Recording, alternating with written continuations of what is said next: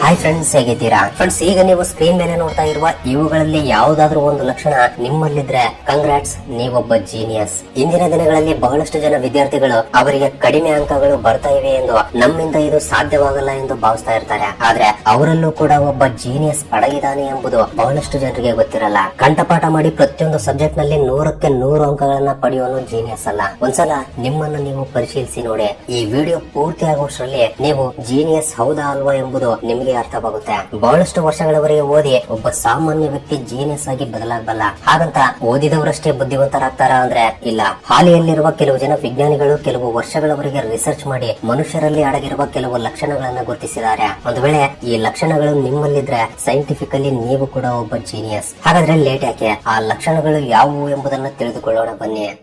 Number 1, staying up late. ನಿಮ್ಗೆ ರಾತ್ರಿಯ ಸಮಯದಲ್ಲಿ ಉಳಿದವರಿಗಿಂತ ಲೇಟ್ ಆಗಿ ಮಲಗುವ ಅಭ್ಯಾಸವಿದೆಯಾ? ಒಂದು ವೇಳೆ ಇದ್ರೆ congrats, welcome to the genius group. Genius ಗಳ ಮೆದುಳು ಪ್ರತಿ ನಿಮಿಷ ಯಾವುದಾದ್ರೂ ಒಂದು ವಿಷಯದ ಬಗ್ಗೆ ಯೋಚನೆ ಮಾಡ್ತಾನೆ ಇರುತ್ತೆ. ಇವರಿಗೆ ಹಸಿವಿನ ಜೊತೆಗೆ ಇರುವ ಇನ್ನೊಂದು ಹಸಿವು ಇನ್ಫಾರ್ಮೇಶನ್. ಅದಕ್ಕಾಗಿಯೇ ಇಂಥವರು ರಾತ್ರಿಯಲ್ಲಿ ಬಹಳಷ್ಟು ಸಮಯದವರೆಗೆ ನಿದ್ದೆ ಮಾಡದೆ ಇಂಟರ್ನೆಟ್ ನಲ್ಲಿ ವಿಡಿಯೋಗಳನ್ನ ನೋಡುವ ಮೂಲಕ ಅಥವಾ ಒಳ್ಳೆ ಪುಸ್ತಕಗಳನ್ನ ಓದುವ ಮೂಲಕ ತಮ್ಮ ನಾಲೆಜ್ ಅನ್ನ ಬೆಳೆಸಿಕೊಳ್ತಾರೆ. ನೀವು ಚೆನ್ನಾಗಿ ಗಮನಿಸಿದ್ರೆ ಪ್ರಪಂಚದಲ್ಲಿರುವ ಬಹಳಷ್ಟು ಜನ ಜೀನಿಯಸ್ ಗಳಿಗೆ ಇನ್ಸೋಮ್ನಿಯಾ ಇದೆ.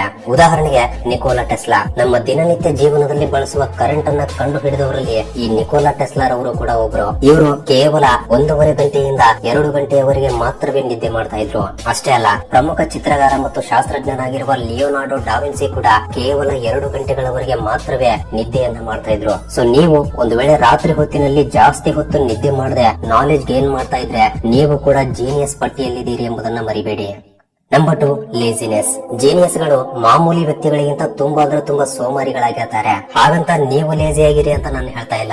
ಈ ಸೋಮಾರಿ ಜೀನಿಯಸ್ ಗಳು ಮಾಡುವ ಪ್ರತಿಯೊಂದು ಕೆಲಸ ಇದರಿಗಿಂತ ಭಿನ್ನವಾಗಿರುತ್ತೆ. ಇದರ ಮೇಲೆ ಒಂದು ಸೈಂಟಿಫಿಕ್ ರೀಸನ್ ಕೂಡ ಇದೆ. ಅದೇನಂದ್ರೆ ನಾವು ತಿಂದಿರುವ ಆಹಾರದ ಮೂಲಕ ನಮಗೆ ಸಿಗುವ ಶಕ್ತಿಯಲ್ಲಿ 20% ಶಕ್ತಿಯನ್ನ ನಮ್ಮ ಮೆದುಳು ಪಡೆಯುತ್ತೆ. ಸೊ ಜೀನಿಯಸ್ ಕೆಲಸ ಮಾಡ್ತಾ ಇರುವಾಗ ಆತನ ಮೆದುಳು ಉಳಿದವರಿಗಿಂತ ಜಾಸ್ತಿ ಎನರ್ಜಿಯನ್ನ ಪಡೆದು ಬೇಗ ಸುಸ್ತಾಗಿ ಬಿಡುತ್ತೆ. ಇದೇ ಕಾರಣದಿಂದ ಇವರು ಸ್ವಲ್ಪ ಲೇಜಿಯಾಗಿ ಬಿಡ್ತಾರೆ. ಈ ಲೇಜಿನೆಸ್ ಕಾರಣದಿಂದಲೇ ಇವರು ಮಾಡೋದು ಎಷ್ಟು ದೊಡ್ಡ ಕೆಲಸವಾಗಿದ್ರು ಕೂಡ ಅದನ್ನ ಉಳಿದವರಿಗಿಂತ ಕಡಿಮೆ ಸಮಯದಲ್ಲಿ ಸಮರ್ಥವಾಗಿ ಪೂರ್ತಿ ಮಾಡೋಕೆ ಶಾರ್ಟ್ ಕಟ್ಸ್ ಗಳನ್ನ ಹುಡುಕ್ತಾರೆ. ಉದಾಹರಣೆಗೆ, ಕೂತಿರೋ ಜಾಗದಿಂದ ಎದ್ದು ಟಿವಿಯನ್ನ ಆನ್ ಮಾಡೋಕಾಗದೆ ರಿಮೋಟ್ ಅನ್ನ ಕಂಡು ಹಿಡಿದಿದ್ದಾರೆ. ಇದು ಜಸ್ಟ್ ಒಂದು ಎಕ್ಸಾಂಪಲ್ ಮಾತ್ರವೇ. ಪ್ರಸ್ತುತ ಕಾಲದಲ್ಲಿ ಶಾರ್ಟ್ ಕಟ್ ನಲ್ಲಿ ಕೆಲಸವನ್ನ ಪೂರ್ತಿ ಮಾಡುವಂತಹ ಪ್ರತಿಯೊಂದು ಕೂಡ ಈ ಸೋಮಾರಿ ವ್ಯಕ್ತಿಗಳೇ ಕಂಡು ಹಿಡಿದಿದ್ದಾರೆ. ಹಾಗಾದ್ರೆ ನಿಮ್ಮಲ್ಲಿ ಅಥವಾ ನಿಮ್ಮ ಸ್ನೇಹಿತರಲ್ಲಿ ಇಂತಹ ಸೋಮಾರಿ ಜೀನಿಯಸ್ ಯಾರಾದ್ರೂ ಇದ್ರೆ ತಪ್ಪದೆ ಕೆಳಗಡೆ ಕಮೆಂಟ್ ಮಾಡಿ ತಿಳಿಸಿ, ನೋಡೋಣ ಎಷ್ಟು ಜನ ಜೀನಿಯಸ್ ಸೋಮಾರಿಗಳಿದ್ದಾರೆ ಅಂತ. Number 3, less social. ತಮ್ಮ ಸ್ನೇಹಿತರ ಜೊತೆ ಅಥವಾ ಸಂಬಂಧಿಕರ ಜೊತೆ ಬೆರೆಯದೇ ಇರುವುದು ಅಥವಾ ಮಾತನಾಡುವಾಗ ಅನ್ಕಂಫರ್ಟೇಬಲ್ ಆಗಿ ಫೀಲ್ ಆಗುವುದು, ಈ ರೀತಿ ಇಂತಹ ಲಕ್ಷಣಗಳೆಲ್ಲ ನೆಗೆಟಿವ್ ಲಕ್ಷಣಗಳು. ಆದ್ರೆ ಈ ಲಕ್ಷಣಗಳೆಲ್ಲ ಯಾರ ಮೆದುಳು ಇಂಟೆಲಿಜೆಂಟ್ ಆಗಿರುತ್ತೋ ಅವರಲ್ಲಿ ಮಾತ್ರವೇ ಕಾಣಿಸಿಕೊಳ್ಳುತ್ತವೆ.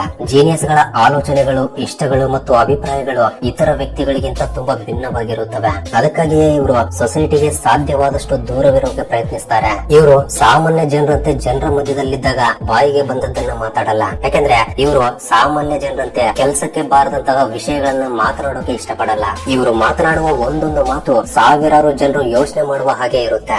ಒಂದಲ್ಲ ಎರಡಲ್ಲ, ಕೆಲವು ಸಾವಿರಾರು ಸ್ಟಡೀಸ್ ಹೇಳ್ತಾ ಇರೋದೇನಂದ್ರೆ intelligent people are less social. ಅಂದ್ರೆ ಬುದ್ಧಿವಂತ ವ್ಯಕ್ತಿಗಳು ಸಮಾಜದಲ್ಲಿ ಜಾಸ್ತಿ ಬೆರೆಯಲ್ಲ. Number 4, thinking before sleep. ಒಂದು ವೇಳೆ ನಿಮಗೆ ರಾತ್ರಿಯ ಸಮಯದಲ್ಲಿ ಮಲಗುವ ಮುಂಚೆ ಯೋಚನೆ ಮಾಡುವ ಅಭ್ಯಾಸವಿದೆಯಾ? ಒಂದು ವೇಳೆ ಇದ್ರೆ ಮತ್ತೊಮ್ಮೆ ಕಂಗ್ರಾಟ್ಸ್. ಜೀನಿಯಸ್ ಗಳು ತಮ್ಮ ಮುಂದೆ ನಡೆಯುವ ಪ್ರತಿಯೊಂದು ಚಿಕ್ಕ ವಿಷಯವನ್ನ ತೀಕ್ಷ್ಣವಾಗಿ ಗಮನಿಸ್ತಾರೆ. ಇವತ್ತು ಏನ್ ನಡೆದಿದೆ, ನಾಳೆ ಏನ್ ನಡೆಯುತ್ತೆ ಎಂಬ ವಿಷಯಗಳನ್ನ ಇವರ ಮೆದುಳು ಮಲಗುವ ಮುಂಚೆ ಯೋಚನೆ ಮಾಡುತ್ತೆ. ಇದರಿಂದ ಇವರು ನಾಳೆ ನಡೆಯೋದನ್ನ ಸಮರ್ಥವಾಗಿ ಎದುರಿಸಲು ಒಂದು ಪಕ್ಕ ಪ್ಲಾನ್ ಅನ್ನ ಸಿದ್ಧಪಡಿಸಿಕೊಳ್ತಾರೆ. ಈ ಯೋಚನೆ ಇವರನ್ನ ನಾಳೆ ಮಾಡುವ ಕೆಲಸದಲ್ಲಿ ಜಯಗಳಿಸಲು ಇನ್ನೂ ಸುಲಭಗೊಳಿಸುತ್ತೆ. ಆದ್ರೆ ಸಾಧಾರಣ ವ್ಯಕ್ತಿಗಳ ಈ ಲಕ್ಷಣ ಕಾಣಿಸೋದಿಲ್ಲ. Number 5, curious nature. ನಿಮ್ಮ ಮೆದುಳಲ್ಲಿ ಯಾವಾಗ್ಲೂ ಒಂದು ಪ್ರಶ್ನೆ ಕಾಡ್ತಾ ಇರುತ್ತಾ? ಆ ಪ್ರಶ್ನೆಗಳ ಉತ್ತರಕ್ಕಾಗಿ ನಿಮ್ಮನ್ನ ಪ್ರಯತ್ನಿಸು ಎಂದು ಪ್ರೇರೇಪಿಸುವ ಹಾಗೆ ಮಾಡ್ತಾ ಇದೆಯಾ? ಆ ಪ್ರಶ್ನೆಗಳಿಗೆ ಉತ್ತರಗಳನ್ನ ಕಂಡು ಹಿಡಿಯೋಕೆ ನೀವು ಕೂಡ ಒಬ್ಬ ಚಿಕ್ಕ ಸೈಂಟಿಸ್ಟ್ ಆಗಿ ಪ್ರಯೋಗಗಳನ್ನ ಮಾಡ್ತಿದ್ದೀರಾ? ಹೌದು, ಈ ಎಲ್ಲಾ ಲಕ್ಷಣಗಳು ಕೂಡ ಒಬ್ಬ ಜೀನಿಯಸ್ ಗೆ ಇರುವ ಲಕ್ಷಣಗಳು. ಸಾಧಾರಣ ವ್ಯಕ್ತಿಗಳಿಗೆ ಯಾವುದನ್ನಾದ್ರೂ ತಿಳಿದುಕೊಳ್ಳಬೇಕು ಎಂಬ ಕುತೂಹಲ ಸಾಧಾರಣವಾಗಿರುತ್ತೆ. ಆದ್ರೆ ಜೀನಿಯಸ್ ಗಳಲ್ಲಿ ತಿಳಿದುಕೊಳ್ಳಬೇಕು ಎಂಬ ಕ್ಯೂರಿಯಾಸಿಟಿ ತುಂಬಾ ಜಾಸ್ತಿ ಇರುತ್ತೆ. ಇವರು ಪ್ರತಿಯೊಂದನ್ನು ಕೂಡ ಹೊಸ ದೃಷ್ಟಿ ದೃಷ್ಟಿಯಿಂದ ನೋಡ್ತಾರೆ. ಇವರು ಯಾವಾಗ್ಲೂ ಹೊಸ ಹೊಸ ವಿಷಯಗಳನ್ನ ಕಲಿತುಕೊಳ್ಳಬೇಕು ಎಂಬ ಉತ್ಸಾಹದಲ್ಲಿರ್ತಾರೆ. ಇವರಿಗೆ ಕಲಿತುಕೊಳ್ಳುವುದು ಅಂದ್ರೆ ತುಂಬಾ ಇಷ್ಟ. ಸೊ ಯಾವಾಗ ನಿಮ್ಗೆ ಒಂದು ವಿಷಯದ ಮೇಲೆ ಇಷ್ಟ ಏರ್ಪಡುತ್ತೋ ಆಗ ನಿಮ್ಗೆ ಆ ವಿಷಯಕ್ಕೆ ಸಂಬಂಧಿಸಿದ ಅನೇಕ ಪ್ರಶ್ನೆಗಳಿಗೆ ಸಮಾಧಾನಗಳು ಸಿಗುತ್ತವೆ. ಅದಕ್ಕಾಗಿಯೇ ಯಾವಾಗ್ಲೂ ದೊಡ್ಡವರು ಒಂದು ಮಾತನ್ನ ಹೇಳ್ತಾ ಇರ್ತಾರೆ, ಯಾವ ಕೆಲಸವನ್ನೇ ಆಗ್ಲಿ ಕಷ್ಟದಿಂದ ಅಲ್ಲ ಇಷ್ಟದಿಂದ ಮಾಡಿ ಅಂತ.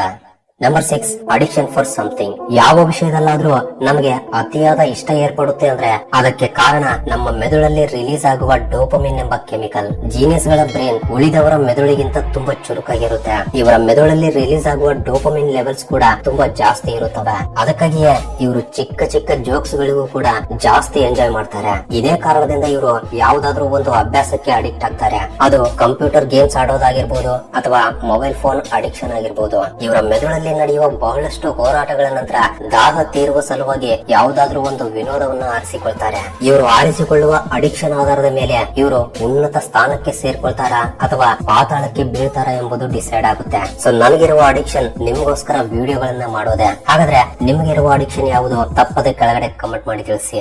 Number 7, talking your self. Genius ಗಳು ಆಗಾಗ ಯಾವುದನ್ನಾದ್ರೂ ಯೋಚನೆ ಮಾಡ್ತಾ ತಮ್ಮಲ್ಲಿ ತಾವೇ ಮಾತನಾಡಿಕೊಳ್ತಾರೆ. ಇದು ತುಂಬಾ ಕಡಿಮೆ ಜನರಲ್ಲಿ ಕಂಡು ಬರುವ ಲಕ್ಷಣ. ಜೀನಿಯಸ್ ಪ್ರತಿಯೊಂದು ವಿಷಯವನ್ನ ತುಂಬಾ ತೀಕ್ಷ್ಣವಾಗಿ ಗಮನಿಸ್ತಾನೆ, ಅದರ ಬಗ್ಗೆ ವಿಶ್ಲೇಷಿಸ್ತಾನೆ, ಅದನ್ನ ತನ್ನ ಕಣ್ಣಿನ ಮುಂದೆ ಊಹಿಸಿಕೊಳ್ತಾನೆ. ಅದಕ್ಕಾಗಿಯೇ ಕೆಲವೊಂದು ಬಾರಿ ಪಕ್ಕದವರ ಬಗ್ಗೆ ಕೂಡ ಕೇರ್ ಮಾಡದೆ ತನ್ನಲ್ಲಿ ತಾನೇ ಮಾತನಾಡಿಕೊಳ್ತಾ ಇರ್ತಾನೆ. ತನ್ನಲ್ಲಿ ತಾನು ಮಾತನಾಡಿಕೊಳ್ಳುವುದು ಎಂಬುದು ಮೆದುಳಿನ ಒತ್ತಡವನ್ನು ದೂರ ಮಾಡೋದಷ್ಟೇ ಅಲ್ಲದೆ ನಮ್ಮ ಮೇಲೆ ನಮಗಿರುವ ಕಾನ್ಫಿಡೆನ್ಸ್ ಅನ್ನ ಹೆಚ್ಚಿಸುತ್ತೆ. ಅದಕ್ಕಾಗಿ ಪ್ರಪಂಚದಲ್ಲಿರುವ ನಂಬರ್ 1 ಕ್ರೀಡಾಪಟುಗಳು ಕೂಡ ತಮ್ಮಲ್ಲಿ ತಾವೇ ಮಾತನಾಡಿಕೊಳ್ತಾ ಇರ್ತಾರೆ. Number 8, blue eyes. ಈ ವಿಷಯ ನಿಮ್ಗೆ ಗೊತ್ತೇ ಇರುತ್ತೆ.